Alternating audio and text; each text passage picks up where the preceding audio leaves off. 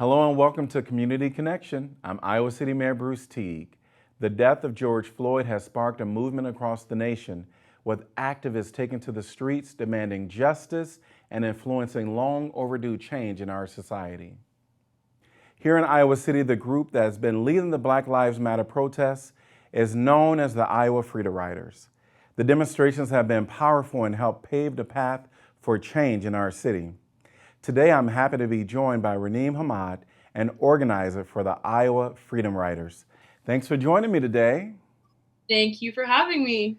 I am very excited to talk to you today because there's a movement happening across the nation.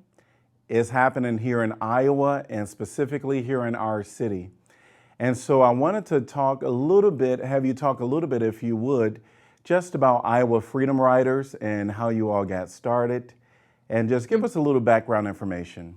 So, the Iowa Freedom Rider are, in terms of like coming up with the name, the Iowa Freedom Riders itself, that happened a little bit later in terms of our movement here in Iowa City. So I would say the protests first started with, just youth just Black youth in the community coming together, and just, realizing that this is a time that, we all need, based in Iowa City history in 2016, we were already protesting with, students have already had experience protesting with Students Against Hate and Discrimination.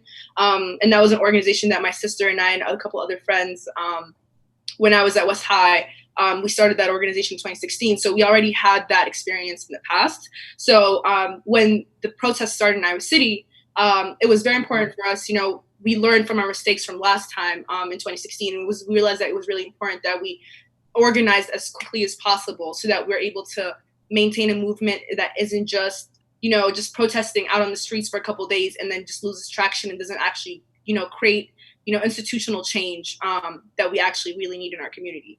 And so we came together with, just the people who work at the protests, were actually like organizing and helping keep, people together and all that. We all came together, as a group and we're like, you know what, let's collectively organize, let's come behind a name.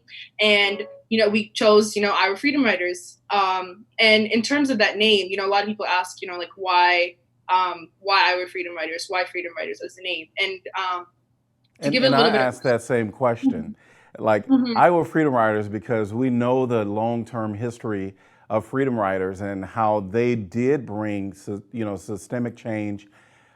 During that time, they were very effective in their measurements. So with the history of, Freedom Riders, historically, give us a little bit about that.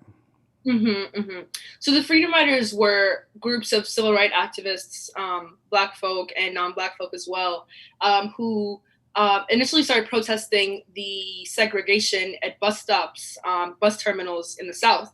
And so they used, their forms of nonviolent resistance to fight this, supremacist system that was in their community, that in the South at the time. And they were consistently met, with their nonviolence protests were consistently met with, violence from the police, arrests, and, as well as violence from white protesters as well. But their decision to protest in such a way was really crucial in terms of drawing international attention to the civil rights movement in the South and in the U.S. at the time in the 1960s. And so drawing from that inspiration and drawing from that, that history in and of itself, it was really important for us, the Iowa Freedom Riders, like our tactics at the time, we were using nonviolent peaceful protests, as a form of resistance, as a form of getting, our message across. And so just realizing that we were using the same tactics that, were already, used by these like our activists who have been, in our past and our Black history in and of itself, it was really important for us to connect those two histories together, the present right now and the past together, so that we can bring that cohesiveness together and that energy in and itself together. And I feel like Iowa Freedom Riders is a very symbolic name. I have a great respect for what has happened in the past when we're talking about systemic change that needed to happen even back in the day. Here we are in 2020 and we're still dealing with it, right? So, the one thing that I've been trying to wrap my head around is, why are we still here? Mm-hmm. is the systems. We know that we have a lot of white allies that are doing what they can. We have social justice people out there working every day to make change, but we're still, in this cycle where blacks across the nation are systemically disenfranchised. And so one of the things that you all have been able to do is, with your organization, is bring to City Council some of the demands that you all wanted, and to see the change within city government leadership and city government policies and stuff like that. So I'm happy to say that we responded. City Council made some what I would call bold choices to create a framework, but that is minute in what we know the work involves, right? It's a long way away from what needs to happen and also the ideas that need to come to the table. We had lots of people from the community chime in. I've never had so many calls, so many emails in support of Black Lives Matter, and also in support of the demands from Iowa Freedom Riders. So one of the things that I wanted to know is, now that we are at this juncture, what are some of the hopes that Iowa Freedom Riders have as far as like some of the demands moving forward? So as of now, we've been collaborating with various, organizations and members of the community who have already been doing this work for so long, and have the expertise and like the research and the policy work behind our demands that can support us in terms of better strengthening our demands. And so, in terms of moving forward with the council, IFR one, we're pushing forward in terms of creating a coalition in the community with IFR that can push for our demands. And then also, we're also looking to have, a permanent seat on the council in terms of IFR and our demands, and continuously, making sure that these demands are fulfilled and that they're fulfilled in the manner that, the message was, how it was brought to the council, how it was brought to the table, with IFR. We don't want, the message to be misconstrued or diluted in any way. And so it's really crucial, in my opinion, personally, that IFR has a seat at that table permanently while these demands are, in process and in the works with the council. Yeah. And of course, council is going to be talking about what all that looks like. As far as how do we see the framework for moving forward, because I think the Black Lives Matter, we want to really, I would like to say do it right the first time, but I already know that we're going to have some hiccups along the way. That's just, that comes with changing anything, right? There's just some things you learn along the way, and you, once you realize something, you change course. And so the one hope that I have is that we can continue the conversation with Iowa Freedom Riders. We also have, as you know, you mentioned some of these social justice groups that have been very involved in the community. This is also an opportunity for them and some of their initiatives to actually come into play. We also have the Human Rights Commission, the CPRB, the Community Police Review Board that we're looking at. So I think there's a lot to accomplish. But one thing that I'm very excited about is and you and I had a conversation about this, and you gave me some clarification on the Truth and Reconciliation Commission. I think that is an opportunity that I'm very proud that the council moved quickly on. $1 million, that we put there is a small amount, but I also felt that it was something that we needed to do to kind of give it an opportunity to have some movement and just not lip service. So with the Truth and Reconciliation Commission, are you hoping to apply or to be on that? So I am definitely hoping for IFR to be a part of that discussion and be a part of that table as well. Just in terms of just understanding what the needs of the community are, and having, in terms of having, Black folk and other marginalized communities, in that discussion, in terms of, reparations and the injustices that have happened to marginalized communities in Iowa City for, years. And so I think it's really important that, IFR is a part of that discussion as well. One of the things that I know is we have a lot of advocates out there.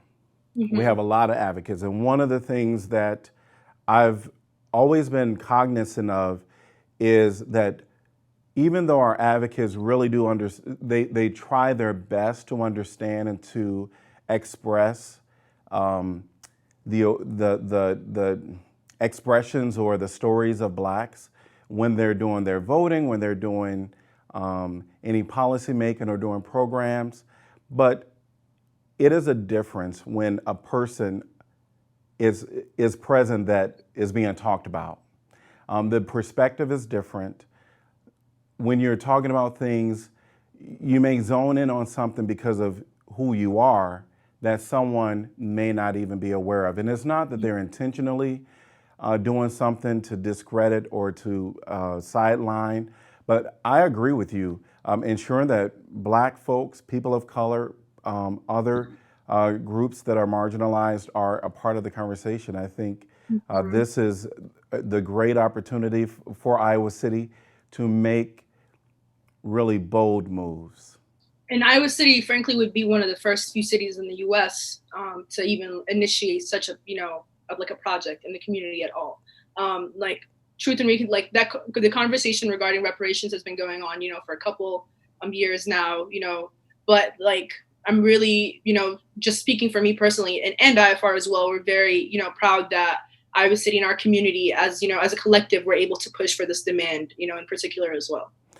And truth and reconciliation, how I look at it is really trying to hear the stories from people in the community, their personal stories that is shared with them by themselves about how they have felt, less, how they felt lessened or marginalized. Hear those personal stories, and that will start some of the framework. We already have heard a Mhm. lot of the stories, right? We know the stories, but I also feel that it's important to have a few samples when we're talking about if we're going to look at housing and if we're going to look at policing, if we're going to Mhm. look at any of those where we start having the conversation about, well, these are the stories that people are sharing, because that'll really help us look at what are some of the solutions that need to be in And not place. just, and I would also say that not only are these stories and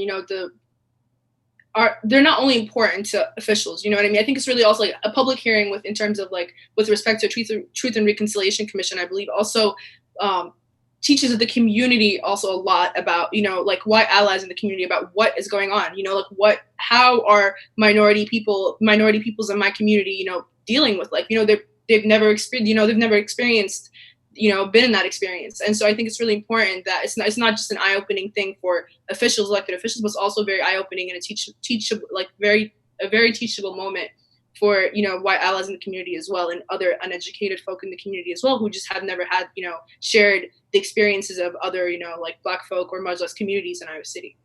I think you're talking about something very important, the educational piece, because I know that people are screaming Black Lives Matter, and I know that they mean it. Black Lives Matter, and they want the movement. Our white allies, in particular, they want the movement. But the personal stories is probably something that a lot of people aren't getting to understand, why this is very important, as well as can you tell us a little bit about the meaning Black Lives Matter when we hear the other term All Lives Matter, which of course you and I both believe all lives do matter. But when we talk about Black Lives Matter, there's something that we're trying to say specific. And so I think the best way to there's a lot of examples going around on the internet these days in terms of like the all lives matter trope. But I think the best example that I've seen is like the burning house example, right? So it's like this cartoon where these two people are talking and one person's like, well, I think all lives matter. And so then the other person responds with, we should care exactly equally at all times, about everything.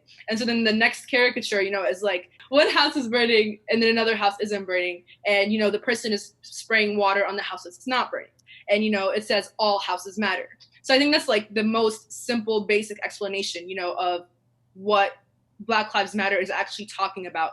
What, like, we are talking about the experience and the consistent struggle of Black folk in this country, in every single community and city in this country for decades, centuries, and saying all lives matter, like, completely invalidates, the movement and the struggle and the fights, the fight that Black folk have been continually pursuing for years.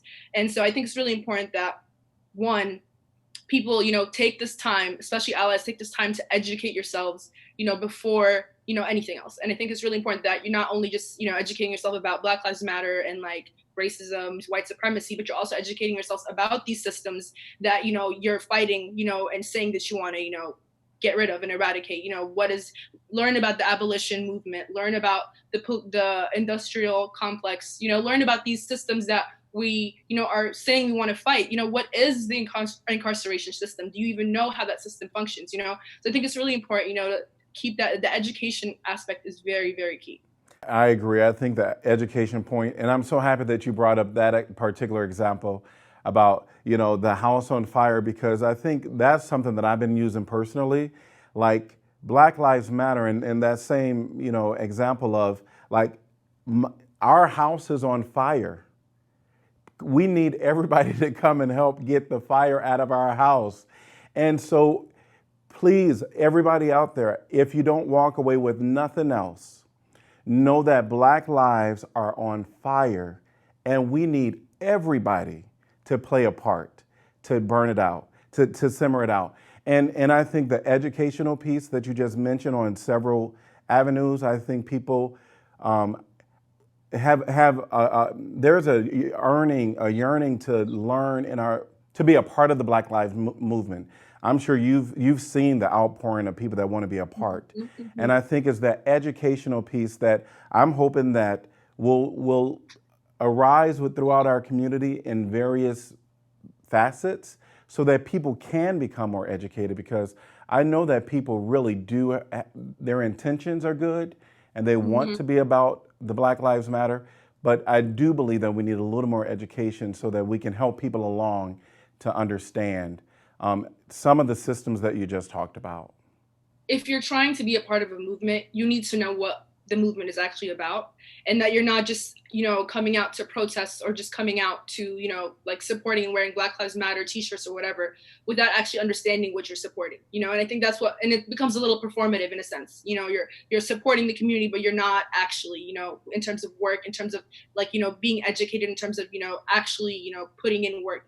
So I think that educate, again, going back to, learn, look up, Angela Davis's work, look up Ruth Wilson Gilmore, learn about, these great Black women who have consistently been doing research on these, topics and issues for years, and they're just, their work is just getting, out into the public. And, so I think it's really important that, we very much focus on educating every single one of ourselves. Absolutely. Well, you and your peers have been really busy over the past few weeks. So talk about you and your peers and kind of what you all, aren't you proud of them? Absolutely. So proud. So proud.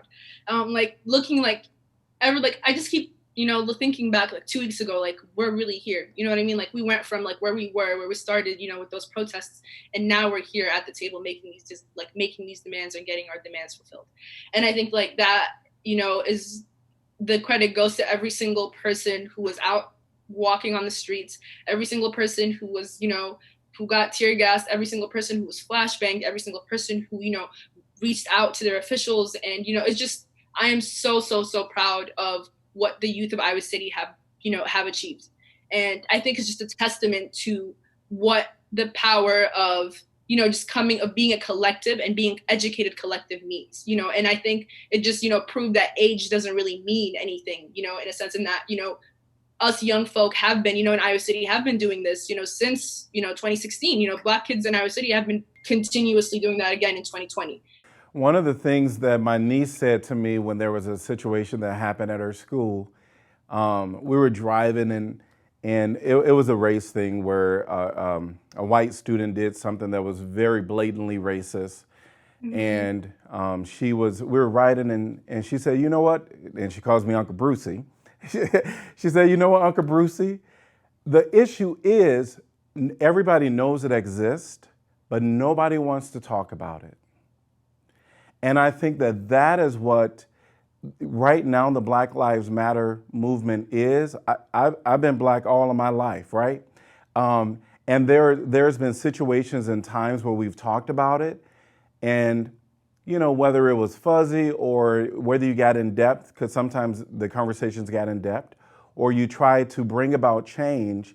But this right now is a conversation that I know it makes everybody a little bit uncomfortable, because you're also examining yourself.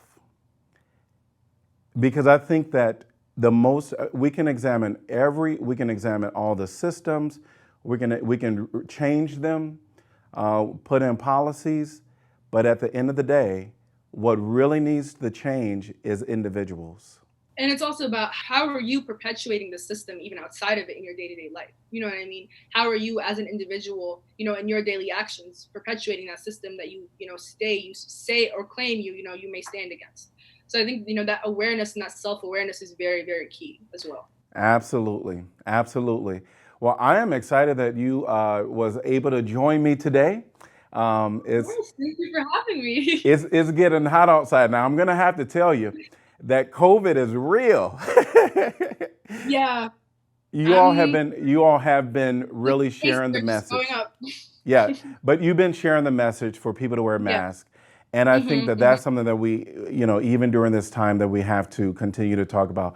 And even like throughout our protests, we've always had masks provided. Yes. We've always encouraged people to bring their own masks, had, hands tied. Like the IFR has, been very, very attentive to COVID and making sure that we're all safe as well. Yeah. Yes, I've often saw you with your mask on, so thank you, thank you, thank you. It takes my anxiety level down just a little bit, right? Just a little bit. Again, thank you so much for being a part today, and I look forward to more conversations with you and Iowa Freedom Riders. Yes, of course. Yes, because I think that's what it's going to take within our community to get us all to the next level. Yes. Any last final words that you would like to share? I think my last final words would be, that we shouldn't stop. None of us, every one of us, has a say in in this movement, has a role that they can play in this movement, and that we shouldn't, just stop, once the city council does something, or that once this is all over, that we should, all of us, every single one of us, continue to push for Black lives in every single facet of our, day-to-day, activities, whether you're in school, whether you're at work, are you hiring, Black people? Are you, getting your Black friend, that interview or that internship, or supporting your Black students? I think it's really important that we take the lessons that we got from this movement and, take them all with us, moving forward, so I think that's my last say, I guess. Awesome. All right. Well, it was perfect. Black lives matter, Black lives matter, Black lives matter. Absolutely. Thank you for being a part. Thank you so much for having me again. Yes. That's our episode for today. We'll be back again next week with another episode of Community Connection. Until then, remember that we're all in this together and Black lives matter.